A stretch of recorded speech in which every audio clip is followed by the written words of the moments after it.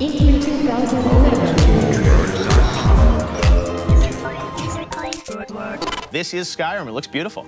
Here it is running on the 360. It is a huge, epic fantasy game where you can be who you want and do whatever you want. We're really, really pushing the hardware. We've rewritten all the graphics, all of the gameplay this go-around, and we just want to fill a world with detail. All the little things. You can look at these plants, so micro detail, macro detail. You can walk to the top of that mountain. If you've played our stuff, you know these are huge games that are wide open for you to explore and do what you want. We have a new animation system, so you can play in third person.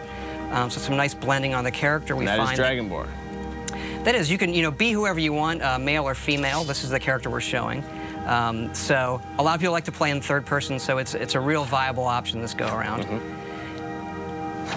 As you, you've got wildlife. You've got the world is really alive. Really, really alive. So we push for, and it's you are who you play. The right trigger does your right hand. The left trigger does your left hand. And so as opposed to picking a character, you just be who you want, do what you want. So now I'm kind of being a battle mage, where the left trigger is casting this healing spell, and I can put that in any hand if I want. So right trigger, and then left trigger. Dual-wield spells, and then you power up. What's cool is if you pull both triggers at the same time, you get a more powerful version of that spell. Now we're headed up high up into the mountains where it gets snowy to this Nordic ruin. This is one of our over 150 dungeons that we have in the game, and the ancient Nords used to worship dragons. So here we are inside the dungeon with our bow. We do have a lot of cool stealth gameplay as well. So we really want to pay off on all of those different styles of gameplay, whether it's stealth, melee, magic. As this person is switching between first and, or in this playthrough, first and third, do you think a lot of people are going to play it that way, or? I prefer first person myself, but I notice a lot of people just like to run around in third person. You can also dual wield swords. Okay, wow. Actually, dual wield any one-handed weapons. And you'll see me use a shout here. It's one of our magic powers you can do. There are a lot of shouts throughout the game, right? These dragon shouts? Yep.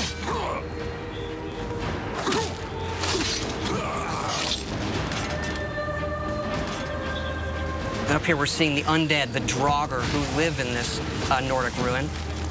Using a flame spell in my left hand, sword in my right. And then another shout power. And how do you gain these shout powers throughout the game? You'll see some of that coming up, actually. But you learn the words, and then you have to unlock the ability to use them. So you learn these words of power in the dragon language. And the dragons in the game are a big feature, and when they're doing things, they're using the words as well. There are staves you can use to light areas of dungeons on our way out of this dungeon. Wow. We use water as a nice feature to guide you out sometimes as well. Now you have a new sort of story system in this too, right? A radiant story system? Radiant story that guides all of our quests to make it, since it is a big open game, to give us some more control over the experience you're going to have and make it more dynamic. Wow. Here we're out in the tundra, which is this wide open grasslands in the middle of Skyrim. Oh my God, this is a brand new engine, right? Yep, the creation engine that we built just for this game. So the mammoths, a lot of these creatures are peaceful unless you mess with them. Uh-oh, not a good idea. And you can also breathe fire like the dragons.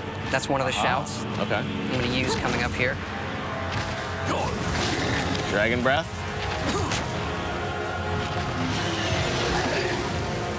Aha. And dragons can attack anything. They're dynamic creatures. We don't script them.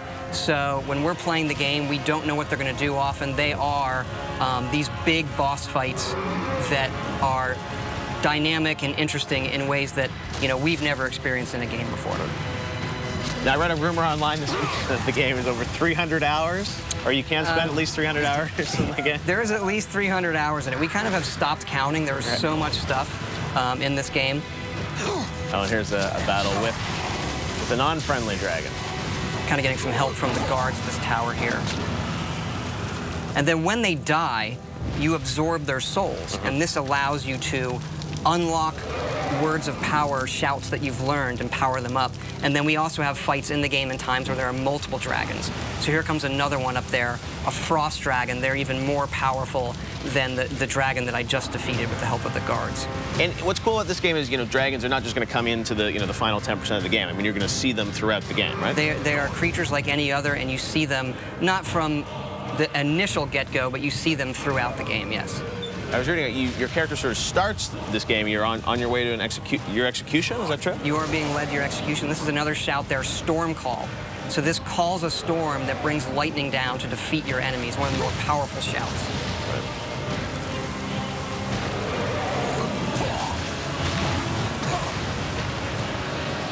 And then once the dragons get hurt enough, they can't fly, and they'll either land or they'll crash.